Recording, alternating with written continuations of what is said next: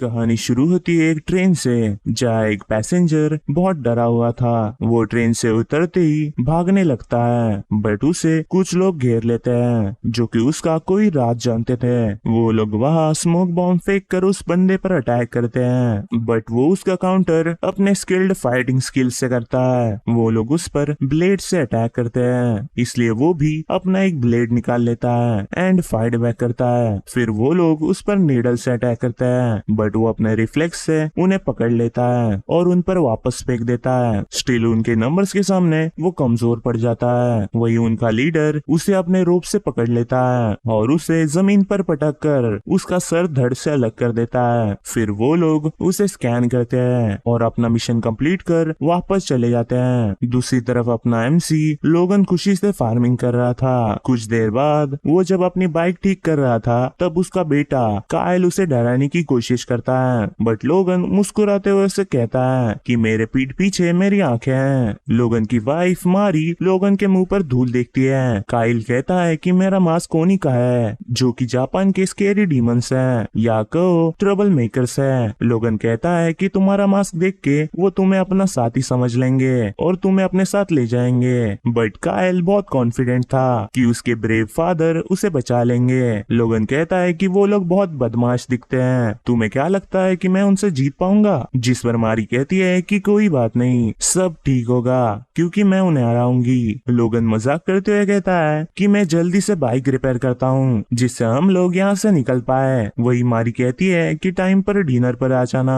तभी वो बाप बेटे मारी को डराते हैं। कुछ देर बाद रिपोर्टर शुरुआत वाले बंदे की न्यूज सुना रही होती है। उन्हें लग रहा था कि इसके पीछे कोई क्राइम ऑर्गेनाइजेशन है। इसके बारे में मारी को चिंता होती है। तभी कायल कहता है कि ये ओनी का काम हो सकता है, बट लोगन उसे सुलाने ले जाता है। वही कायल अपनी मदर को गुड नाइट कहता है। लोगन उसे याद दिलाता है कि अगर ज्यादा बदमाशी करी तो तुम्हें बर्थडे पर गिफ्ट नहीं मिलेगा। कायल को सुलाने के बाद लोगन सभी सीसीटीवी चेक करता है जो कि उसने घर के पास लगाए थे। मारी उस बंदे के डेथ को देख के बहुत टेंशन में होती है। वो कहती है कि उस बंदे के बारे में बिल्कुल इन्फॉर्मेशन नहीं थी, फिर भी उन लोगों ने उसे मार डाला। जिस पर लोगन कहता है कि चिंता मत करो, यहाँ पर हमें कोई नहीं ढूंढ पाएगा। बट मारी एक रीपर नाम के असैसिन की चिंता कर रही होती है। लोगन कहता है कि वो रीपर नहीं हो सकता क्योंकि रीपर अकेले काम करता है। फिर हम लोगन के कॉशियस नेचर को देखते हैं कि वो अपनी आइडेंटिटी छुपाने के लिए कोई भी ट्रेस पीछे नहीं छोड़ना चाहता। ये फैमिली अपनी लाइफ अच्छे से जी रही थी। वही लोगन एक अच्छा फादर होने की कोशिश कर रहा था। हाउएवर एक रात उन्हें और एक बंदे के मर्डर का पता चलता है, जिसे भी उसी तरीके से मारा गया था जैसे कि पहले वाले बंदे को मारा गया था, और इसके पीछे वही अननोन ऑर्गेनाइजेशन थी। वही ऐसे कई मर्डर सामने आ रहे थे, बट इस चीज पर पुलिस की इन्वेस्टिगेशन भी चालू थी। ये सब देख के लोगन और मारी को टेंशन होती है। फिर कायल का बर्थडे आ जाता है, जिस दिन वो खाना पकाते हैं, गाना गाते हैं और एंजॉय करते हैं। लोगन अपने बेटे के लिए गाना गाता है। वही कायल अपना केक काट कर बर्थडे प्रेजेंट ओपन करता है, जिसमें से उसे एक वीडियो गेम मिलता है। वही लोगन उसे उसके स्कैरी ओनी मास्क की जगह एक न्यू मास्क देता है। कायल कहता है कि मेरे इस न्यू मास्क की वजह से मैं अब एक बदमाश नहीं हूँ, मैं अब एक हीरो हूँ। तभी मारी उसका मास्क उतार देती है और कहती है कि मुझे तुम्हारा नॉर्मल फेस ही पसंद है। फिर ये प्यारी फैमिली एक दूसरे के लिए अपना प्यार दिखाते हैं। वही लोगन एंड मारी एक दूसरे को आई लव यू कहते हैं। उसी रात लोगन नींद से उठता है और शांति से मारी को बेड में ही रहने कहता है। लोगन नीचे जाता है जहाँ सभी ठीक दिख रहा था। तभी विंडो में कुछ अपीयर होता है और लोगन पर अटैक हो जाता है, बट लोगन उनसे स्किलफुली लड़ पा रहा था। वो एक ब्लेड चुरा के कई अटैकर्स को मार डालता है। वही एक बंदे को मारते हुए उसे कायल की आवाज आती है। एक अटैकर उस पर अटैक करता है, बट लोगन उसे इजीली निपटा देता है। वो अपने बेटे को देखने के लिए भागता है, तभी उसे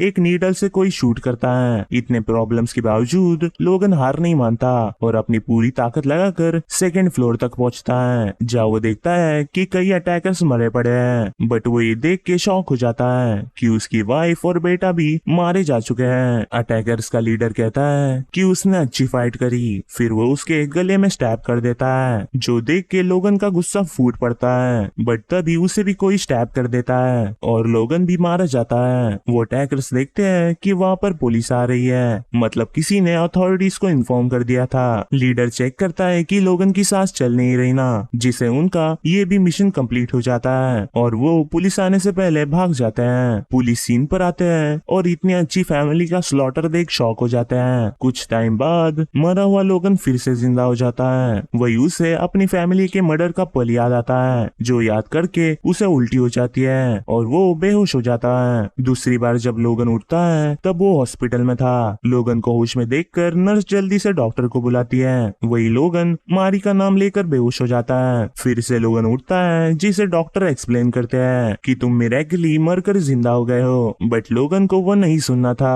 वो अपने फैमिली के बारे में पूछता है, जिसे वो डॉक्टर सैडली समझाता है कि वो सरवाइव नहीं कर पाए। मीनवाइल 2 FBI के लोग उसे मिलने आते हैं, जो कि उससे कुछ इंफॉर्मेशन निकालना चाहते थे। माइक मॉरिस लोगन से अटैकर्स के बारे में क्वेश्चंस पूछता है, जिसका लोगन कुछ आंसर नहीं करता।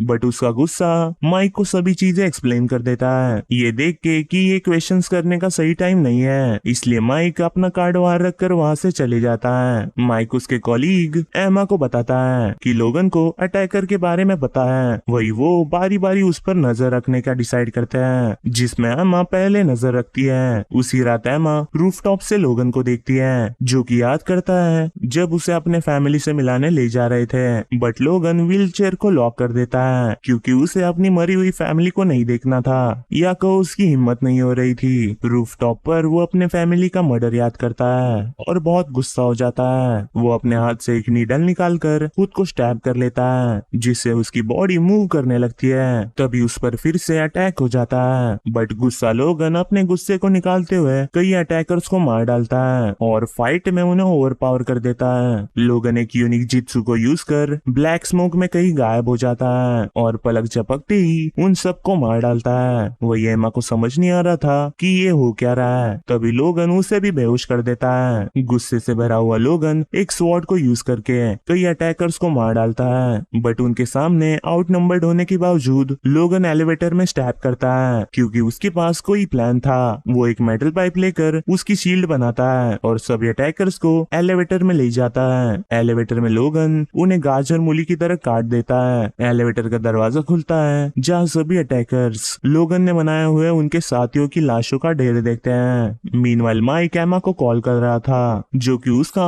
कॉल का आंसर नहीं कर रही थी। वही वो अटैकर्स की लाशें देखता है। लोगन अटैकर्स को मारते हुए उनके लीडर से कन्फ्रंट करता है। उसे देखकर लोगन को उसके फैमिली की मेमोरीज याद आती है। इससे लोगन का गुस्सा 7वें आसमान पर पहुंच जाता है। फिर लोगन उस पर अटैक करता है, बट लीडर उसका अच्छे से काउंटर कर पा रहा था। इवन वो लोगन को गले से पकड़ लेता है, बट लोगन उसे फ्री हो जाता है एंड अपनी फाइट कंटिन्यू करता है। वही लोगन उसे इवनली मैच कर पा रहा था। उनके इतने खतरनाक फाइट के बीच में लोगन फिर से जित्सु को यूज करता है और अपने क्लोन बनाकर लीडर को स्टैब कर देता है और मौके का फायदा उठाकर लोगन फाइट का एंड कर देता है। लोगन उससे पूछता है कि तुम्हें मेरे और मेरे फैमिली के बारे में कैसे पता चला और वो उसकी रियल आइडेंटिटी कैसे जानता है। लोगन को टॉन्ट करते हुए लीडर बोलता है कि तुम अपनी आइडेंटिटी छुपा सकते हो, बट अपना फेट नहीं। फिर लोगन अपनी रियल आइडेंटिटी रिवील करता है, जिसे देख के लीडर शॉक हो जाता है। वही लोगन लीडर को खत्म करके अपने फैमिली को देखने जाता है, बट अपने मरे हुए फैमिली को वो देख नहीं पाता और अपने घुटनों पर आ जाता है। लोगन अपने घर वापस आकर दीवार में एक होल करता है, जहाँ पर उसने एक बॉक्स छुपा रखा था, जिसके अंदर एक ओनी मास्क के साथ साथ कुछ वेपन्स और फोटो भी थे। वो उन फोटोज को देखकर अपने रियल आइडेंटिटीज के साथ अपने प्यारे पलों को याद करता है और अपने प्यारे घर को आग लगा देता है। वो अपने फैमिली के मेमोरीज को याद कर अपना ओनी मास्क पहन लेता है। ये आग उसके मेमोरीज को जला देती है, बट उसके गुस्से को नहीं। फिर हम एक क्लैन के एक्सप्लेनेशन देखते हैं, जिसकी एक स्पेशल टेक्निक थी, बट क्लैन के मेंबर्स को अपनी टेक्निक किसी और को बताना अलाउड नहीं था, चाहे कुछ भी हो जाए। उन लोगों ने अपनी लाइफ अपनी कंट्री के लिए कुर्बान कर दी थी। वही एक टाइम पर टेररिस्ट अटैक बढ़ने लगे, इसलिए उन्होंने जापान की ज्यूरिडिक्शन को छोड़कर ग्रेटर पावर वाली अथॉरिटी के अंडर आ गए। इसलिए वो लोग अब उनके सीक्रेट आर्ट्स को फॉरेनर्स को शेयर कर सकते हैं। उन्हें लगता है कि ये उन्होंने जापान की फ्यूचर के लिए किया है और जो भी इस डिसीजन को डिसोबे करता है उसे एक्साइल करके मार दिया जाएगा। वही लोगन अपने फैमिली का पल देखता है, जहाँ उसकी वाइफ उसके रियल नाम से उसे पुकारती है। वही उससे अपना बेटा भी दिखता है। इस नाइटमेयर से उठने के बाद हीगन बेहोश हो जाता है। वही उसने उस अटैकर्स के लीडर को कैप्चर कर रखा था। तभी वह एक ओल्ड मैन आता है और कहता है कि हीगन तुम बहुत प्रॉब्लम में पड़ गए हो। जिस पर हीगन पूछता है कि तुम यहाँ पर क्या कर रहे हो। वो बंदा बताता है कि उन बिलियों ने उसे बताया, पर मुझे लगा नहीं था कि मैं तुमसे फिर से मिलूंगा। मैंने सोचा था कि हम लोग आफ्टर लाइफ में मिलेंगे। फिर वो हीगन के लिए मेडिसिन बनाने लगता है और पूछता है कि तुमने अपना डिस्गाइज ऑन क्यों नहीं किया। जिस पर हीगन बताता है कि ऑर्गेनाइजेशन ने उनके मास्किंग सिस्टम के थ्रू देखने का कोई जरिया ढूंढ लिया है, इसलिए तुम भी उसे निकाल सकते हो। अब इसका कोई भी यूज नहीं। वही वो बंदा बोलता है कि मैं तुम्हें जब भी देखता हूँ तब तुम आधमरे हालत में होते हो। हीगन कहता है कि तुम डॉक्टर हो ना, ये ऑब्वियस नहीं है क्या। वो बंदा देखता है कि हीगन ने secret art of stock awareness को यूज किया है, जो कि वो हाथ से नीडल निकालने वाली मूव थी। वो उसे वार्न करता है कि फिर से उसे यूज मत करना, नहीं तो तुम मारे जाओगे। वही वो उसकी पीठ देखता है, जो देख के वो बहुत शॉक हो जाता है, क्योंकि हीगन के वुंड वाले स्टैब से उसे मर जाना चाहिए था। जिस पर हीगन भी अग्री करता है और कहता है कि मुझे ही क्यों जिंदा रहना चाहिए था। वो बंदा कहता है कि ये लक की बात है या कोई है जो कि तुम्हें जिंदा रख रहा है। वो उससे बताता है कि तुम्हें फुल्ली रिकवरी करने के लिए 5 से 6 दिन लग जाएंगे। हीगन कहता है कि मुझे बस हिलना है, फिर मैं उन गेस्ट से अपने आंसर्स निकाल लूंगा। वो बंदा पूछता है कि फिर उसके बाद क्या। जिस पर हीगन कहता है कि मैं उन सबको हंट करूंगा, क्या तुम मेरी मदद करना चाहोगे। फिर वो बंदा हीगन को एक सिरिंज लगाता है, जिससे हीगन बेहोश हो जाता है। हीगन उठता है तब वो अच्छे से हिल पा रहा था। वो देखता है कि उस बंदे ने कुछ सप्लाईज भी पीछे छोड़े हैं, जिसके अंदर हीगन माइक मॉरिस का कार्ड देखता है। हीगन बाहर जाकर अटैकर्स के लीडर को ब्रूटली स्टैब करने लगता है। इतना टॉर्चर के बावजूद लीडर बोलता है कि तुम इतना ही कर सकते हो, तुम्हें पता है ना कि निंजा अपना मुंह कभी नहीं खोलते हैं, जो चीज हीगन भी जानता था। इसलिए वो उसे कुछ देर बाद फिर से स्टैब करता है। लीडर पूछता है कि तुम प्रूव क्या करना चाहते हो, जल्दी करो और मुझे मार डालो। बट हीगन ऐसा नहीं करता और उसे कई दिनों के लिए स्टैब करते रहता है और आखिर में उसके ऊपर गैस डाल देता है। लीडर मुस्कुराते हुए कहता है कि अब मुझे वो औरत याद आई, तुम्हें उसके फेस पर लुक देखना चाहिए था, वो बहुत बेस्ट था और उस बच्चे का रिएक्शन बहुत टिपिकल फियर वाला था। बट तुम्हारी वाइफ की आंखें एंड तक एंगर और हेट्रेड से भरी हुई थी। मैंने उसे जितनी बार स्टैब किया उतनी बार वो रोई थी। हीगन एक माचिस जलाकर कहता है कि मैं उनकी आंखों को तुम्हारी मेमोरीज में जलाने वाला हूँ और तुम अब नरक में जाने वाले हो। ये बोल के वो उसे आग लगा देता है। वही FBI ऑफिस में माइक मॉरिस को इन्वेस्टिगेशन से निकाल दिया गया था। वो अपने हायर अप से पूछता है कि ऐसा क्यों किया जा रहा है, हम ऐसा प्रिटेंड नहीं कर सकते कि कुछ हुआ ही नहीं है। वही वो याद करता है कि जब वो एमा को लेने गया था, मॉरिस का बॉस कहता है कि हम कुछ नहीं कर सकते क्योंकि हमें पता नहीं कि वो खून किसका था, ना ही कि वहाँ कोई सर्विलेंस फुटेज है जिससे हम जान पाए कि वहाँ क्या हुआ। रिगार्डलेस हमें डायरेक्ट टॉप से ऑर्डर आया है, इसलिए अब से इस इन्वेस्टिगेशन में इन्वॉल्व मत होना। वही वो कहता है कि मैं नहीं चाहता कि तुम रिटायर होने से पहले टर्मिनेट हो जाओ, तुम कहीं बैठ जाओ और दूसरा केस पकड़ लो। बट माइक कहता है कि एमा का क्या, उसने लोगन पर अटैक कर रहे असैसिन्स के ग्रुप को देखा है। जिस पर बॉस कहता है कि तुम श्योर हो, जाओ उसे जाकर फिर से पूछो। माइक गुस्से में एमा से पूछने जाता है, जहाँ एमा भी ये केस कंटिन्यू नहीं करना चाहती थी क्योंकि वो लोग अपनी पूरी ताकत लगाकर इस केस को दबाने लगे थे और ये अभी तक मिस्ट्री है कि वो ऐसा क्यों कर रहे हैं, इसलिए जरा चिल करो। वो बताती है कि तुमने मुझे इस बंदे पर रिसर्च करने बोली थी, तो उसकी पूरी फैमिली एलियसेस है और उनके नाम ये रियल नाम नहीं है जैसे कि प्रीवियस विक्टिम्स के थे। इससे माइक कंफ्यूज हो जाता है कि यहाँ हो क्या रहा है। दूसरी तरफ हीगन मारी की बात याद करता है और अपनी बाइक पर अपने फैमिली के मर्डरर्स का क्लू ढूंढने लगता है। बट कई सारे एबेंडेंड प्लेसेस और डोजोस देखने के बाद भी उसे कुछ क्लू नहीं मिलता। ऐसे ही उसकी खोज कुछ दिनों के लिए चालू रहती है, बट आखिर में वो थक कर एक बार में बैठ जाता है जहाँ कुछ पुलिस वाले वसूली करने आए थे। उनमें से एक मोटा पुलिस ऑफिसर हीगन से पूछता है कि तुम्हारी बाइक चोरी की है ना, चलो मुझे अपना लाइसेंस दिखाओ। बट हीगन उसे इग्नोर कर देता है, जिससे पुलिस ऑफिसर गुस्सा हो जाता है। बट हीगन उसे इजीली नॉकआउट कर देता है एंड पैसे वहां रख कर वहां से जाने लगता है। दूसरा पुलिस ऑफिसर भी उस पर अटैक करने जाता है, बट हीगन उसे अपने पंच के फोर्स से ही उड़ा देता है। हीगन अपने बाइक पर बैठकर पुलिस की कार देखता है और माइक मॉरिस को याद करता है। अगले दिन FBI ऑफिस में माइक एमा को VR खेलने के लिए डांट लगाता है। इस एरा में VR औजा नाम की कंपनी की वजह से बहुत ग्रो हो रहा है। तभी माइक को एक अननोन नंबर से कॉल आता है जो कि और किसी का नहीं हीगन का था। माइक जल्दी से एमा को लोकेशन ट्राई करने कहता है। वही माइक हीगन से बात करता है और पूछता है कि तुम कौन हो, जिस पर हीगन कहता है कि मुझे तुमसे कुछ क्वेश्चंस करने हैं, तो चलो बात करते हैं। माइक कहता है कि इसका मतलब क्या हुआ, हम अभी भी तो बात ही कर रहे हैं। वही हीगन अपना फोन तोड़ देता है और माइक से कहता है कि मुझे ट्रैक मत करो, ये तुम्हारा लास्ट चांस है। माइक इसके लिए माफी मांगता है और पूछता है कि तुम्हें मुझसे क्या चाहिए, जिस पर हीगन उसे मिलने की लोकेशन डिसाइड करने कहता है, जिसके लिए माइक एक चाइनीज रेस्टोरेंट डिसाइड करता है और कहता है कि मैं तुमसे कल मिलूंगा। वही एमा को हीगन की लोकेशन फिर से नहीं मिलती।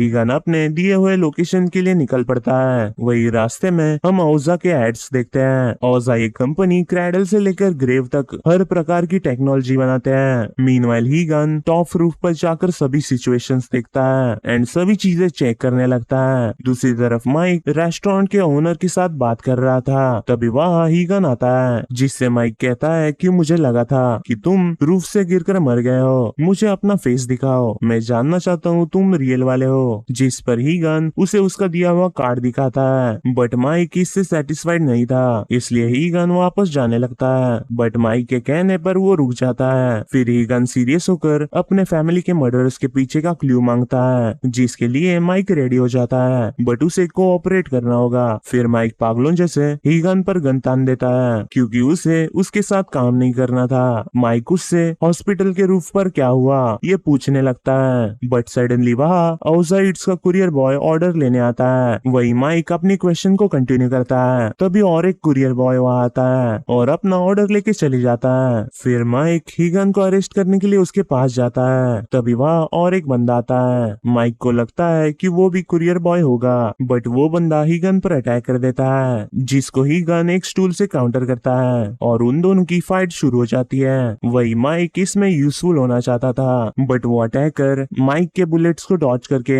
उस पर अटैक कर देता है। वही सही टाइम पर हीगन माइक को बचा लेता है। वही वो बंदा अपने टैग की मदद से और 2 लिम्स निकाल लेता है और हीगन से फाइट करने लगता है, बट हीगन अपने स्मोक जुत्सु को यूज कर उसके टैग को हरा देता है। तभी वह और एक बंदा आता है और वो दोनों मिलकर हीगन से लड़ने लगते हैं। वही फाइट के बीच हीगन माइक को फिर से बचाता है। हीगन अपने स्वॉर्ड्स में आग लगाता है और उनसे फियर्स बैटल करने लगता है। वो गैस पीकर उन पर फायर शूट करता है। इसी डिस्ट्रैक्शन का फायदा उठाकर वो उन दोनों को मार डालता है। माइक कहता है कि क्या हो रहा है और तुम कौन हो, जिस पर हीगन कहता है कि पीकिंग डक। माइक पूछता है कि हॉस्पिटल में जो बंदा था वो कहाँ है। फिर हीगन उसे फेस चेंज करके बताता है कि मैं एक निंजा हूँ, वैसे ही जैसे ये लोग। ये सब सुनकर माइक बहुत शॉक हो जाता है। तभी उन पर अचानक से फायरिंग होने लगती है। वो दोनों देखते हैं कि कुछ लोग उन पर बंदूका लॉन्च करने वाले हैं, बट वो दोनों सही टाइम पर कर में चले जाते हैं। जब पूरा धुआं हटता है तब माइक देखता है कि हीगन कहीं गायब हो गया है और ये वेपन ने मेरे बॉडी आर्मर को बटर की तरह काट दिया है, जबकि इस पर एक खरोच तक नहीं आई। ये क्या एलियन चीज है, ऐसी चीज अर्थ पर कौन ही बना सकता है। वही हीगन और माइक औजा की एड देखते हैं जो कि हर तरीके के टेक को बनाते हैं। वही जाई नाम का एक बंदा किसी मास्टर को बताता है कि हीगन अभी भी जिंदा है और ये मास्टर हीगन के फैमिली के मर्डर के टाइम भी वही था। दूसरी तरफ कोई कुछ बॉडीगार्ड्स को मार रहा होता है जो कि एक गंजे बंदे को बचा रहे थे। वो गंजा बंदा गॉड को प्रे करने लगता है कि हमें उस डीमन से बचाओ, बट कोई तो उन सबको मार डालता है और उनकी कार को आग लग जाती है। इस सब के पीछे एक अगली लुकिंग निंजा था। वो अपने फोन में हीगन की फोटो देखता है जो कि उसका नेक्स्ट टारगेट है। कुछ देर बाद वो मास्टर उसके पास आता है जिसका नाम यामाजी है। वो निंजा यामाजी से कहता है कि मेरा पिछला मिशन बहुत इजी था, या कहो बच्चों का खेल था, मुझे बिल्कुल भी मजा नहीं आया, इसलिए नेक्स्ट टाइम से मुझे ऐसा काम मत देना। जिस पर मास्टर यामाजी कहते हैं कि तुम मेरी स्वॉर्ड हो और स्वॉर्ड की खुद की कोई भी विल नहीं होती। वो निंजा कहता है कि हम पहले जैसे निंजास जैसे नहीं है जो कि कसम खाते थे और किसी सीक्रेट कोड को फॉलो करते थे, ये सब आउटडेटेड हो गया है। इस पर यामाजी कहता है कि जिन निंजास ने हमें डिसोबे किया है वो हमारे एनिमीज हैं। मैं नहीं चाहता कि हमारी सीक्रेट आर्ट्स के बारे में किसी को भी पता चले, इसलिए उन सबको जल्दी से मार डालो। फिर वो उसे हीगन के बारे में बताने लगता है। हीगन जापान की हिस्ट्री के सबसे एलाइट निंजास में से एक है। उसने काउंटलेस टेक्निक्स को मास्टर किया है। जब बारी अपने टारगेट्स को एलिमिनेट करने की आती है तब भी हीगान जरा से भी रहम नहीं करता। ये सब सुनकर वो निंजा बहुत खुश हो जाता है। यामाजी बताता है कि हमने उसे पहले भी मारा है, जहाँ पर डॉक्टर्स ने भी उसे मरा हुआ अनाउंस कर दिया था। स्टिल वो अभी भी जिंदा है। हमें लगता है कि उसने अपने सीक्रेट आर्ट्स को यूज किया है। जिस पर वो निंजा कहता है कि सीक्रेट आर्ट्स जो कि ओल्ड निंजास यूज किया करते थे, ये कितना एक्साइटिंग है। यामाजी कहता है कि हमें नेक्स्ट टाइम हीगान को जिंदा नहीं छोड़ना है और उसके सीक्रेट आर्ट्स का भी पता लगाना है। जिस पर वो निंजा कहता है कि मेरे पास और भी क्विक सोल्यूशन है, मैं उसे मारूंगा तब वो मेरे पैर पकड़कर भीख मांगेगा। ये बोल के वो वहाँ से जाने लगता है। तभी उसे कुछ याद आता है। वो यामाजी से रीपर नाम के निंजा के बारे में पूछता है। दूसरी तरफ जाई नाम का एक निंजा अपने मास्टर को मारने आया होता है। उसका मास्टर कहता है कि बिना प्राइड के अपने स्वॉर्ड को दिखाना ये वायलेंस है, और ये मैंने तुम्हें पहले भी बताया है। तुमने कितने एक्साइल्ड निंजास या कहो अपने फॉर्मर कॉमरेड्स को मारा है। ये ऑर्गेनाइजेशन अंदर तक करप्ट है। तुम सब एक्साइल्ड निंजास को इसलिए मार रहे हो क्योंकि तुम उनसे डरते हो। जो निंजास अभी भी खुद पर प्राइड फील करते हैं और पुराने तरीकों से जीते हैं, तुम जैसे लोग उन्हें कभी भी नहीं मार पाओगे, इसलिए तुम हीगान को मारने में फेल हो गए। और ये बात जब सभी एक्साइल्ड निंजास को पता चलेगी तब वो भी मेरी तरह तुम्हारे अगेंस्ट खड़े रहेंगे।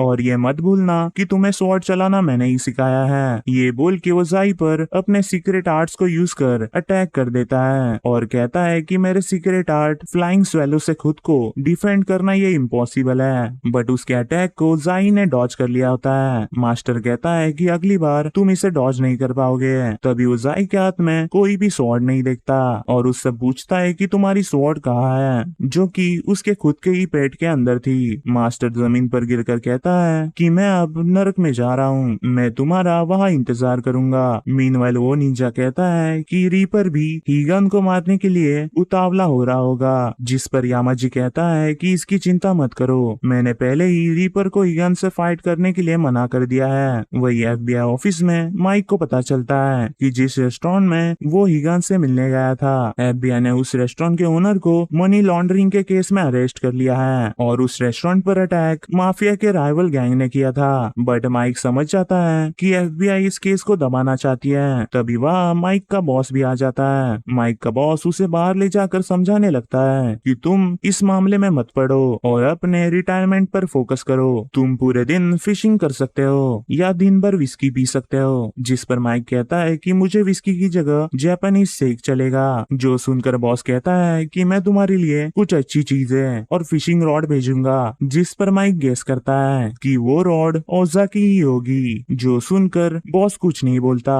फिर हमें पता चलता है कि बॉस उसका एक्स पार्टनर था। वो माइक को रिटायरमेंट तक छुट्टी लेने कहता है और वहाँ से चले जाता है। दूसरी तरफ हीगान अपने वेपन्स को ठीक कर रहा होता है, जहाँ उसे अपने फैमिली का फ्लैशबैक दिखने लगता है, जिसकी वजह से उसे फिर से उल्टी हो जाती है। तभी वहाँ माइक कुछ सप्लाईज लेकर आता है। माइक कहता है कि मैंने डैमेज की भरपाई करने का बोला था, बट मुझे पता नहीं था कि मुझे पूरे रेस्टोरेंट की भरपाई करनी पड़ेगी। बट मुझे उस ओल्ड मैन के लिए बुरा लग रहा है, वो फालतू में इसमें लपेटा गया। हमें बाद में उसके बारे में कुछ करना होगा। फिर माइक हीगन को बताता है कि जिस निंजा ने हम पर रेस्टोरेंट में अटैक किया था, उस निंजा का वेपन एक स्पेशल अलॉय से बनाया गया है, जो कि ओजा का पेटेंट है। इस ओजा कंपनी का और इन निंजास का कुछ तो कनेक्शन है, यहाँ तक कि FBI भी ओजा के अंडर आ गई है। जिस पर हीगन कहता है कि उन्होंने मेरे फैमिली को मारा, अब मैं उन्हें एक एक करके ढूंढ कर मार डालूंगा। माइक उसे क्लियर करता है कि तुम्हारा हो जाने के बाद मुझे तुम्हें अरेस्ट करना होगा, बट लोगों को क्रिमिनल से बचाना इसके लिए ही मैंने साइन किया है और यही मेरी ड्यूटी है। फिर हीगन माइक को ड्रिंक देता है और कहता है कि निंजास में ऐसे ही अलायंस बनाया जाता है। जिस पर माइक कहता है कि मुझे बिलीव नहीं हो रहा कि मैं तुम्हारे जैसे पागल के साथ काम कर रहा हूँ। ये बोल के वो ड्रिंक पीता है, बट उसके अंदर अल्कोहल की जगह एनर्जी ड्रिंक थी, जो कि हीगन को पसंद है। फिर माइक बताता है कि हमारे पास अब ओजा की लीड है और मैं किसी को जानता हूँ जो कि उसके बारे में कुछ जानता है। तभी वहाँ कोई आता है जो कि और कोई नहीं पीकिंग डक था।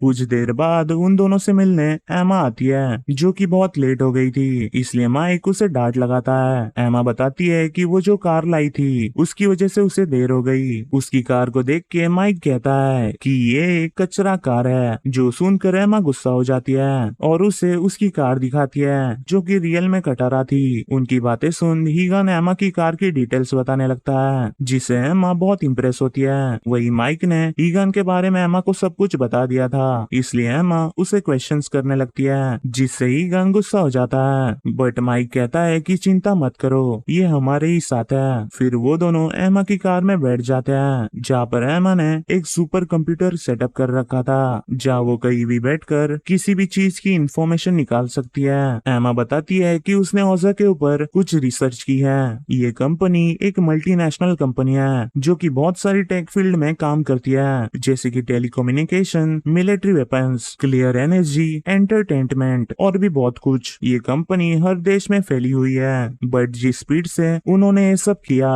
ये थोड़ा अजीब है। उनके प्रोडक्ट सभी देशों में फैले हुए हैं। उनके राइवलिंग में जो भी कंपनीज थी, उनके सीईओस और रिपोर्टर्स जो कि ओजा की इन्वेस्टिगेशन कर रहे थे, वो सभी मिस्टीरियसली मारे गए। फिर वो बताती है कि यूरोप का एक पॉलिटिशियन था जिसने अपने देश में सभी आउटर कंपनीज को बैन लगा दिया था। ऐसा करने के एक हफ्ते बाद ही उसका कार एक्सीडेंट हो गया था। उसके मरने के बाद उसका सक्सेसर उसके बिल्कुल उल्टा करता है। उसने सभी आउटर कंपनीज को अपने देश में अलाउ कर दिया था, जिसमें ओजा भी शामिल थी। मुझे लगता है कि इसके पीछे निंजास ही है। माइक देखता है कि ओजा और निंजास मिलकर काम कर रहे हैं, यानी हम लोग बहुत बड़ी प्रॉब्लम में हैं। फिर एमा उन्हें ओजा के ऑफिस के बारे में बताने लगती है कि ओजा कंपनी ने अपनी खुद की एक सिटी बना रखी है, जिसके अंदर उनका हेडक्वार्टर्स है, और इस सिटी को सिर्फ ओजा कंपनी ही चलाती है। वो उन्हें और भी चीजें बता रही होती है, तभी उन पर अटैक हो जाता है, बट हीगन वो डॉज करके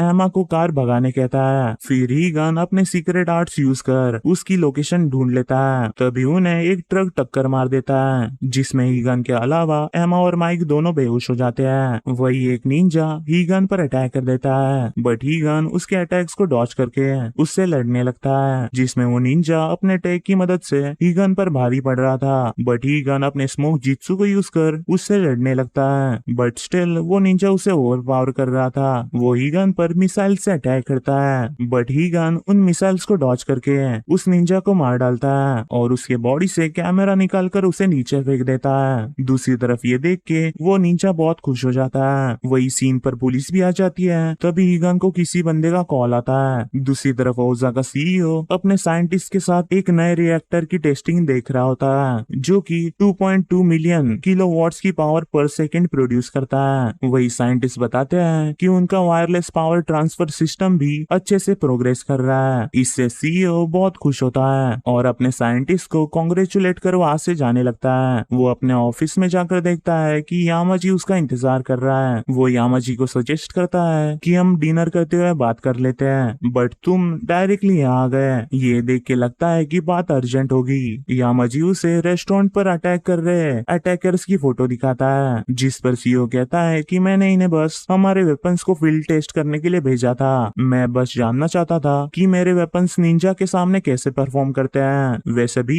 वो निंजा तुम्हारी ऑर्गेनाइजेशन का नहीं है, इसलिए मैंने एक एक्स निंजा को टारगेट किया, जिस पर यामाजी उसे गुस्से में देखता है, जिसे डर कर सीईओ कहता है कि नेक्स्ट टाइम से मैं इसका ख्याल रखूंगा और कुछ भी करने से पहले तुम्हें बता दूंगा। ये सुनकर यामाजी वहां से जाने लगता है। फिर हमें पता चलता है कि ये दोनों पार्टनर्स हैं, यानी माइक की बात सच निकली। ओजा और निंजास मिलकर काम कर रहे हैं। वही यामाजी कहता है कि ऐसा स्टंट फिर से मत करना। वो बंदा कहता है कि हीगन अब हम फाइनली बात कर सकते हैं और चिंता मत करो, इस कॉल को कोई भी टैप नहीं कर सकता। हीगन पूछता है कि वो कौन है, जिस पर वो बंदा कहता है कि तुम्हें ये मैं अभी नहीं बता सकता। तुम ओजा सिटी की तरफ जा रहे हो ना, वो पूरी जगह मल्टी लेयर्ड सिक्योरिटी सिस्टम से प्रोटेक्टेड है और तुम अकेले वहाँ नहीं घूम सकते। क्या मैं तुम्हारी मदद कर सकता हूँ? हीगन कहता है कि जो इंसान खुद की असली आवाज के साथ बात नहीं कर सकता, मैं उस पर कैसे भरोसा करूँ? जिस पर वो बंदा कहता है कि दूसरों के बारे में सब कुछ जान लेना और खुद के बारे में कुछ भी रिवील ना करना, यही एक असली निंजा की खूबी है। ये सुनकर हीगन शॉक हो जाता है, क्योंकि वो वर्ड्स निंजा पोएम में था। ये सुनकर हीगन समझ जाता है कि ये भी एक एक्साइल्ड निंजा है। वो बंदा कहता है कि अगर तुम्हें तुम्हारे ऑब्जेक्टिव को फुलफिल करना है तो मेरी भेजी हुई लोकेशन पर वेट करो। अब मुझ पर भरोसा करना है या नहीं करना, ये तुम्हारी मर्जी। कुछ देर बाद माइक अपनी बेटी की ड्राइंग देखता है और याद करता है जब वो एक इन्वेस्टिगेशन पर था और उसकी वाइफ उसे बार बार कॉल कर रही थी, बट वो उसका कॉल ना उठाकर अपने इन्वेस्टिगेशन पर फोकस करता है। फिर उसे पता चलता है कि उसकी बेटी को किसी ने कार से उड़ा दिया है, जिससे उसकी डेथ हो गई है। वही माइक एक FBI ऑफिसर होने के बावजूद वो अपने फैमिली को नहीं बचा सका, इसलिए उसकी वाइफ उसे छोड़कर चली जाती है। माइक अपने फैमिली के बारे में सोच ही रहा था, तभी वहाँ हीगन आता है और उसे उस बंदे के कॉल के बारे में बताता है। माइक पूछता है कि तुम्हें कैसे पता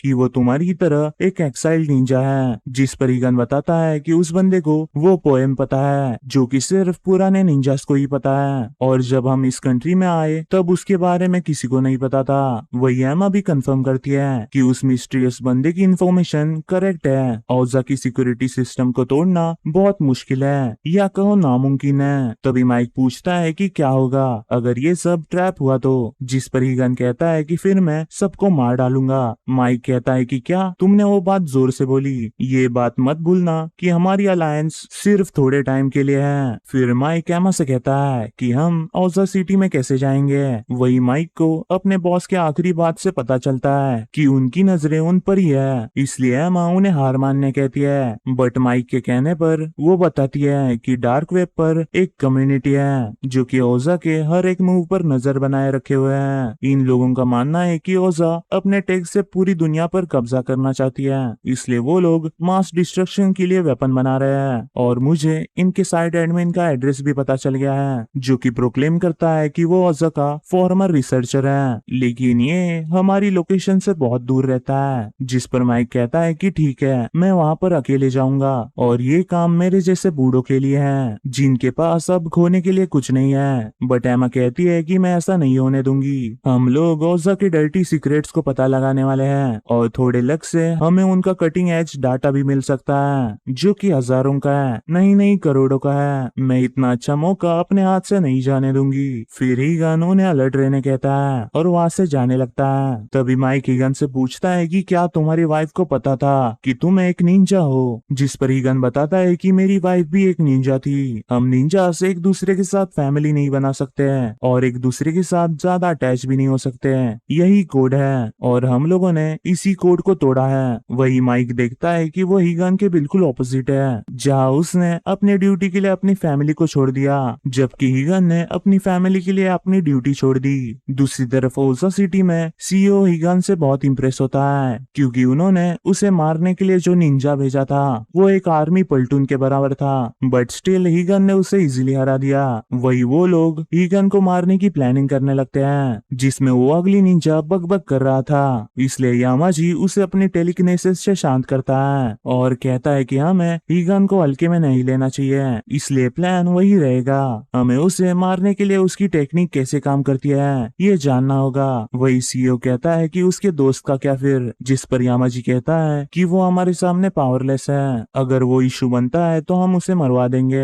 कुछ देर बाद सीईओ अपनी सेक्रेटरी डीली से कहता है कि तुम्हें क्या लगता है कि वो निंजा कितने दूर तक जा पाएगा, जिस पर डीली कहती है कि क्या तुम्हें डर लग रहा है। सीईओ कहता है कि नहीं, मैं बस बहुत एक्साइटेड हूँ, मुझे बस उसका ज्यादा से ज्यादा डाटा चाहिए, जिससे मैं उसके जैसा एक रोबोट बना सकूं। मैं होप करता हूँ कि वो जल्दी ना मरे। मीनवाइल जाई यामाजी से कहता है कि आप बस बोलो और मैं उसे मार डालूंगा, बट यामाजी कहता है कि तुम कहीं नहीं जा रहे, मैं दूसरों को उसके पीछे भेजूंगा, हम उससे अपने सीक्रेट्स को रिवील करने के लिए फोर्स करेंगे। वही हमें निंजास के कोड के बारे में पता चलता है। निंजा कोड उन्हें प्रोटेक्ट करता है एंड उन्हें जिंदा भी रखता है, इसलिए कोड से ही मरना उनकी डेस्टिनी है। उनका पहला कोड है कि निंजास का सीक्रेट कभी भी बाहर नहीं आना चाहिए। दूसरा है कि निंजास को कभी भी एक दूसरे से अटैचमेंट नहीं रखनी चाहिए। तीसरा, निंजास का मिशन उनकी लाइफ से बढ़कर है। फिर हम देखते हैं कि 3 निंजास कुछ लोगों को मारकर नेशनल सिक्योरिटी से रिलेटेड कुछ डॉक्यूमेंट्स ले लेते हैं। कुछ देर बाद उनके मास्टर उन्हें निंजा नेम देते हैं और उसके बाद उन्हें आप अपनी सीक्रेट टेक्निक भी देते हैं। मास्टर कहते हैं कि ये टेक्निक तुम्हें अपने पास ही रखनी है और दूसरों को कभी भी रिवील नहीं करनी। अब तुम जिस मिशन पर जाने वाले हो वो बहुत डेंजर है, हावेवर तुम तीनों की स्किल्स और स्ट्रेंथ को हमारे क्लैन में कोई भी मैच नहीं कर सकता, और मुझे भरोसा है कि तुम तीनों में से कोई एक हमारे विलेज को फ्यूचर में लीड करेगा। फिर वो तीनों सेक पीने का सोचते हैं। जाही गान मजाक में कहता है कि जाही, गलती से तुम अपनी सीक्रेट टेक्निक रिवील रिवील मत कर देना। जिस पर जाई कहता है कि नहीं, मैं इस चीज का ध्यान रखूंगा, क्या पता हमें फ्यूचर में एक दूसरे के साथ लड़ना पड़े। फिर वो कहता है कि हमने जो बॉन्ड्स बनाए हैं वो खून से भी ठीकर है, हमें पता नहीं कि हमारी मौत कब आ जाएगी। ये हमारी शेयर की हुई एक्सपीरियंस का प्रूफ है और हमारे कन्वर्सेशन का और पैक्ट का भी। मारी पूछती है कि कौन सा पैक्ट? जाई कहता है कि जो भी जरूरी है उसे करने के लिए हम लोग अपनी जान एक साथ दांव पर लगा देंगे। ऐसा बोलकर वो सभी सेक पीते हैं। फिर मारियन हीगन अपने नेक्स्ट मिशन पर जाते हैं, जहाँ अपने टारगेट को एलिमिनेट करते हुए मारी को गोली लग जाती है। वही मारी को बचाने के लिए हीगन मिशन को छोड़कर नदी में कूद जाता है। फिर हीगन बेहोश मारी को सीपीआर देकर होश में लाता है और मारी के लिए मेडिसिन बनाने लगता है। मारी कहती है कि मिशन को पूरा करो, बट हीगन उसे छोड़कर जाने के लिए मना कर देता है। इसलिए मारी खुद को खत्म करने जाती है, बट सही टाइम पर हीगन उसे रोक लेता है। मारी उसे समझाती है कि ऐसे चलते रहा तो हमारा मिशन फेल हो जाएगा, याद करो हमें अपने साथियों के साथ अटैच नहीं होना। जिस पर हीगन कहता है कि जिस दिन मैं तुम्हें मिला उस दिन ही मैंने कोड तोड़ दिया था। हीगन उसे अपना प्यार कन्फेस करता है और वो दोनों रात भर मचाते हैं। कुछ देर बाद जाई जब उन्हें ढूंढने आता है तब उसे पता चलता है कि उन दोनों ने कोड को तोड़ दिया है। वही जाई के पास अभी भी उसका सेक कप होता है। अगले दिन माइक ओजा के फॉर्मर रिसर्चर से मिलने जा रहा होता है, तभी उसे उसके बॉस का कॉल आता है जो बताता है कि तुम्हें कोई भी काम नहीं दिया जाएगा और तुम्हारी पार्टनर एमा को किसी दूसरे केस में असाइन किया गया है। इसलिए माइक एमा से आखिरी बार मिलने जाता है, जहाँ एमा माइक को खाना खाने चलने कहती है, जिसके लिए माइक रेडी हो जाता है। एक कैफे में एमा माइक को उस रिसर्चर की फोटो दिखाती है और कहती है कि ये ओल्ड फोटो है, हो सकता है कि वो अपना डिस्गाइज बदल कर रह रहा हो। जिस पर माइक कहता है कि चिंता मत करो, मैं उसे पहचान लूंगा। मीनवाइल हीगन उस बंदे ने बताया हुए लोकेशन पर पहुंच जाता है। तभी हीगन को उस बंदे का कॉल आता है। वो बंदा कहता है कि तुमने अच्छा डिसीजन लिया। फिर वो हीगन को सिटी की सिक्योरिटी सिस्टम के बारे में समझाने लगता है कि ओजा सिटी में चारों तरफ सिक्योरिटी ड्रोन्स हैं और सिटी के चारों ओर सेंसर्स लगे हुए हैं और ये सेंसर सिटी में घुसने वाले हर बंदे को चेक करते हैं। अगर कोई भी अनइनवाइटेड सिटी में घुस जाता है तो ड्रोन्स उस पर ओपन फायर कर देते हैं। इसके अलावा सिटी के ऊपर इलेक्ट्रोमैग्नेटिक बैरियर भी लगा हुआ है जो कि सिर्फ बारिश और हवा को अंदर आने देता है। ये लोग अंडरग्राउंड फैसिलिटीज को यूज कर सेंसर्स को मेंटेन करते हैं और तुम सिटी के अंदर यही से जाओगे। मैं तुम्हें लोकेशन भेज दूंगा जहाँ से तुम्हें अंदर घुसना है। इसके अलावा मैं तुम्हें एक शॉर्ट मैप भी दूंगा। फैसिलिटी के अंदर बहुत सारे सीसीटीवी और लेजर ट्रैप्स भी लगे हुए हैं। वहाँ पर बहुत सारे सोल्जर्स भी हैं जो कि हर सेक्शंस में पेट्रोलिंग करते हैं। तुम्हें सबसे बचकर बिना लड़े फैसिलिटी के अंदर घुसना होगा। उसके बाद तुम्हारे सामने एक इलेक्ट्रोमैग्नेटिक बैरियर आएगा। मैं उसे 5 सेकंड के लिए खोल सकता हूँ। अगर उससे ज्यादा किया तो अलार्म बजने लगेगा। हम लोग सूरज डूबते ही शुरू करेंगे। तुम्हारे पास सिर्फ 5 सेकंड और एक चांस होगा। क्या तुम ये कर पाओगे?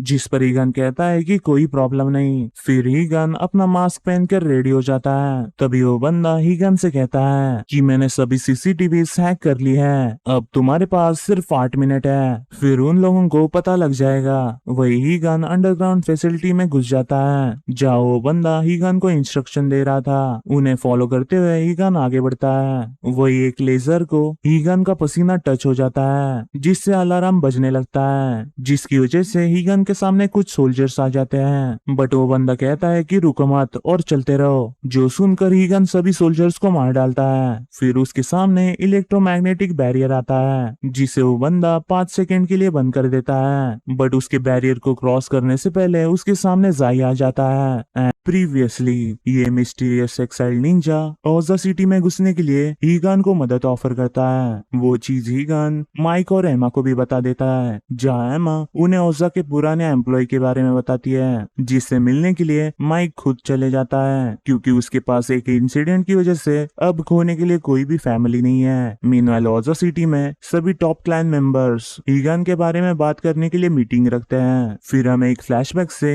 जाई, हीगन और मारी के क्लैन रिलेशन के बारे में भी पता चलता है जहाँ ईगन और मारी ने कोड को तोड़ दिया था। फिर ईगन उस मिस्टीरियस निंजा की मदद से सिटी में घुस जाता है जहाँ उस बंदे ने कई सारे सीसीटीवी और सिक्योरिटी बैरियर्स को हैक कर रखा था। वही ऑब्स्टिकल्स पार करते हुए गलती से ईगन से अलार्म बज जाता है, लेकिन वो गार्ड्स को मारकर आखिरी बैरियर की तरफ पहुंचता है जहाँ पर बैरियर के दूसरी तरफ जाई उसका इंतजार कर रहा था। ईगन जाई से कहता है कि मारी मर चुकी है और ये ऑर्डर क्या यामाजी ने दिया था, जिस पर जाई कहता है कि जो लोग डेथ को चीट करने की कोशिश करते हैं वो हमेशा डेथ की शैडो में रहते हैं और तुम जल्दी मरने वाले हो। ये बोल के वो वहाँ से चले जाता है। मीनवाइल माइक उस एक्स एम्प्लॉय से मिलने जाता है। माइक देखता है कि वो प्लेस बहुत सुनसान है और रोजा का पुराना एम्प्लॉय यहाँ पर कैसे ही रह सकता है। वो एमा से पूछता है कि ये प्लेस वही है ना, जिस पर एमा कहती है कि हाँ वही। वो पॉइंट आउट करती है कि FBI के लोग हमारे पीछे होंगे, इसलिए माइक को उसे सिर्फ इमरजेंसी में कॉल करना चाहिए। फिर माइक एक बंद आर्केड में घुस जाता है जहाँ पर उसे एक जेसन कार्डेनेस नाम का एक बंदा मिलता है। दूसरी तरफ यामाजी और सभी लोग ईगन को सिटी में घुसते हुए देख रहे होते हैं। उन्हें समझ नहीं आता कि बैरियर अचानक से बंद कैसे हो गया था, जिस पर एक रोबोट निंजा कहती है कि बैरियर कब बंद होगा ये ईगन को पता था, इसलिए वो बिना रुके आगे बढ़ रहा था। इसका मतलब है कि उसे कोई अंदर से मदद कर रहा है। फिर वो अगली निंजा कहता है कि इसका किससे पड़ा है, चलो उन सब एक्साइल्ड निंजास को मार डालते हैं। बट यामाजी कहता है कि ईगन की सीक्रेट टेक्निक अभी भी सामने नहीं आई, यानी उस पर अब केयरलेसली अटैक करना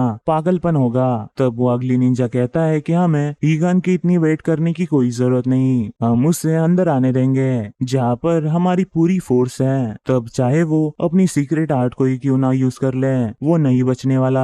वो रोबोट निंजा कहती है कि हम अगर उसे सिटी में लाते हैं तो सिटी को जो कोलैटरल डैमेज होगा उससे ओजा का नाम खराब हो सकता है। बट CEO को ये आइडिया पसंद आता है और वो ब्लेम लेने के लिए खुशी खुशी मान जाता है। वही डेली कहती है कि हम उसे हेडक्वार्टर्स में टेस्ट रूम में ले जाएंगे। वही सब चीज से CEO बहुत खुश होता है क्योंकि हीगन के अगेंस्ट फाइट से उसे उसका बहुत डाटा मिलेगा। मीनवाइल वो बंदा हीगन को बताता है कि उन लोगों ने तुम्हें अंदर आने देने का डिसाइड कर लिया है। वो लोग तुम्हें मारने के लिए हाईली स्किल्ड निंजास को भेज रहे हैं, अगर तुम लड़ते हो तो तुम मारे जाओगे। बट हीगन कहता है कि तुम्हें बहुत देर हो गई, मैं यामाजी को मारने जा रहा हूँ और मैं यहाँ इसलिए ही आया हूँ और ये मेरा आखिरी चांस हो सकता है। फिर वो बंदा हीगन को बताता है कि 7 बजे फाइट को कैमोफ्लेज करने के लिए सिटी में एक परेड होने वाली है, तुम उसमें छुप कर अंदर घुस सकते हो और तुम्हारी होने वाली फाइट के लिए ऑल द बेस्ट। ये बोल के वो फोन काट देता है। दूसरी तरफ जेसन माइक से कहता है कि क्या तुम भी पैसों के लिए ओजा को मेरी लोकेशन दे दोगे, जिस पर माइक कहता है कि मुझे बस थोड़ी इन्फॉर्मेशन चाहिए, उसके बाद मैं चले जाऊंगा, तुम्हें लगेगा भी नहीं कि मैं यहाँ पर आया भी था। लेकिन जेसन को जानना था कि उसे उसके बारे में कैसे पता चला। बट माइक उसे इग्नोर कर एक पैसेज ढूंढ लेता है। जेसन उसे अपने सीक्रेट रूम में बुलाता है और बताता है कि मैं उस पूरी कंपनी को बंद करना चाहता हूँ क्योंकि उन लोगों ने उसे कंपनी छोड़ने के लिए फोर्स किया और उसका गुस्सा अभी भी उसके अंदर है। वो उनके अगेंस्ट इंफॉर्मेशन कलेक्ट कर रहा है लेकिन किसी को भी उस पर भरोसा नहीं है। वही माइक समझता है कि उसे पर्सनैलिटी प्रॉब्लम है, लेकिन जेसन बताता है कि वो लोग सिर्फ उससे चिढ़ते हैं। माइक कहता है कि चिंता मत करो, मुझे तुम पर भरोसा है, इसलिए तुम ओजा कंपनी को हैक करोगे। जो सुनकर जेसन डर जाता है क्योंकि वो लोग उसका पता लगाकर उसके साथ कुछ भी कर सकते हैं। बट माइक कहता है कि डरो मत, मैं तुम्हें सेफ रखूंगा। वही सिटी में परेड शुरू हो जाती है और हीगन ओजा सिटी में घुस जाता है, जिस पर यामाजी और सभी मेंबर्स नजर बनाए हुए थे। हीगन जैसे ही टनल में एंटर करता है तब उसे अपने सामने बहुत सारे निंजास दिखते हैं जिन्हें वो अपने स्किल से मारने लगता है। हीगन अपने किलिंग्स में इतना एक्सपर्ट है कि उसे इतने हाईली स्किल्ड निंजा के सामने भी कोई भी डैमेज नहीं पड़ता। हीगन एक निंजा के मुंह में बॉम्ब्स लगाकर कई सारे निंजास को उड़ा देता है। वही अंदर होने वाले धमाकों को बाहर फायरवर्क्स कवर कर रहे थे। मीनवाइल जेसन ओजा के सर्वर्स को हैक कर रहा होता है, लेकिन जेसन को ज्यादा इंफॉर्मेशन नहीं मिलती। फिर जेसन ओजा कंपनी के इंटरनल टेक्निकल सर्वर में घुसने की कोशिश करता है बट उसके एक्सेस को हर बार डिनाई कर दिया जाता है। तभी उन्हें सर्वर पर एक बाउंड नाम की लिस्ट मिल जाती है जिसमें सोशल सिक्योरिटी नंबर्स और उनके प्राइजेस थे।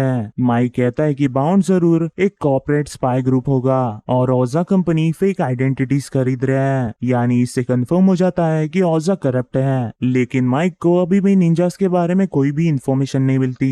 तभी वह माइक एमा का नाम भी देखता है। उसे समझ नहीं आता कि यहाँ पर हो क्या रहा है। तभी जेसन को ओजा के सर्वर से निकाल दिया जाता है। तभी उसी टाइम ओजा के मशीनरीज वहां जाते हैं, जिन्हें देख के माइक और जेसन छुप जाते हैं। वही माइक आर्केड को ऑन कर उन्हें डिस्ट्रैक्ट करता है और इसी डिस्ट्रैक्शन का फायदा उठाकर उनकी कार लेकर भाग जाता है। जेसन को समझ नहीं आता कि वो लोग कौन है। माइक उसे समझाता है कि वो ओजा के हायर किए हुए मर्सेंडरीज है। वही माइक को रियलाइज होता है कि एफबीआई ने उनके बारे में ओजा को बताया होगा। माइक एमा को कॉल करने लगता है, बट एमा जवाब नहीं दे रही होती। तभी उनके पीछे पीछे मशीनरीज भी आ जाते हैं और उन पर फायर करने लगते हैं। माइक जेसन को कार फास्ट भगाने कहता है, बट ये कार इतनी स्पीड में भाग सकती थी, इसलिए माइक उन पर वापस फायर करने लगता है। वही जेसन को एक आइडिया आता है। वो अपनी कार एक बस के बहुत पास से निकालता है, जिससे कार पीछे ही छूट जाती है। माइक जेसन को ब्रेक मारने कहता है और दो लोगों को मार गिराता है। वही जेसन एक कार को ठोक देता है, जिससे वो कार उल्टी हो जाती है एंड माइक आखिरी बचे मशीनरी को भी मार डालता है। मीनवाइल स्मोक बॉम्ब को यूज कर हीगन सिटी में घुस जाता है और कई सारे मशीनरीज और निंजास को बटर की तरह काट डालता है। वही हीगन को देखकर कुछ एजेंट्स भाग जाते हैं, क्योंकि हीगन ने वहां पर लाशों का ढेर बिछा दिया था। हीगन अपने फैमिली की मेमोरीज को याद कर बहुत गुस्सा होने लगता है। तभी लिफ्ट से बाहर निकलते ही वो देखता है कि उसका इंतजार कई सारे हाई लेवल्ड असैसिन्स कर रहे हैं। वो हीगन को इतने दूर तक आया देख बहुत इंप्रेस होते हैं। उनमें वो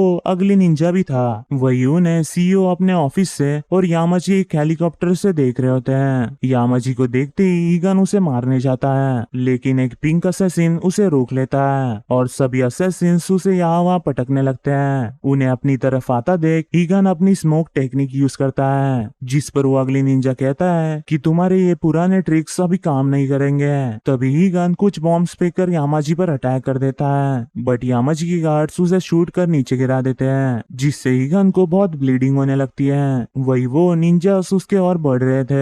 हीगन अपने फैमिली को और उसके डॉक्टर की बातों को याद करता है कि उसने कहा था कि इस टेक्निक को और एक बार यूज किया तो तुम मारे जाओगे। स्टिल हीगन उसे यूज करने जाता है और अपनी फैमिली से कहता है कि मैं जल्दी आ रहा हूँ। ये बोल के वो अपनी नीडल वाली टेक्निक यूज करता है। हालांकि वो निंजास उसे अभी भी मार रहे थे।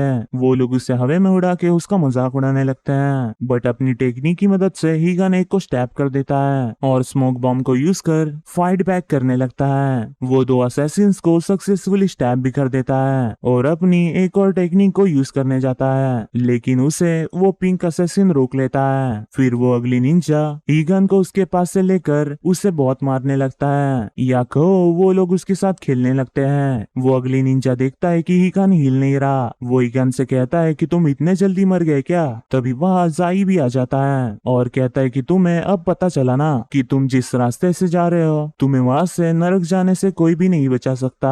वही अनकॉन्शियस हीगन यामाजी का नाम लेते हुए जाई पर अटैक करता है, बट जाई उसके अटैक्स को डॉज करके उसे नीचे गिरा देता है। स्टिल हीगन यामाजी का नाम ले रहा था। वही जाई अपनी स्वॉर्ड निकाल कर हीगन को मारने जाता है, जो देख के हीगन अपनी मौत को एक्सेप्ट करता है, बट तभी उन सबके शौक के लिए वो पिंक असैसिन जाई के अटैक को रोक लेता है एंड हीगन को लेकर भागने लगता है। वो जाई पर एक बॉम्ब डालता है, जिससे वो उनका पीछा ना कर सके। वही उस निंजा ने बाकी निंजास का भी बंदोबस्त कर रखा था। दूसरी तरफ माइक को एक गोली लगी थी और वो बहुत बुरी हालत में था। And that's it for day. मैं मिलता हूं आपको अगली वीडियो में, तब तक के लिए सायोनारा।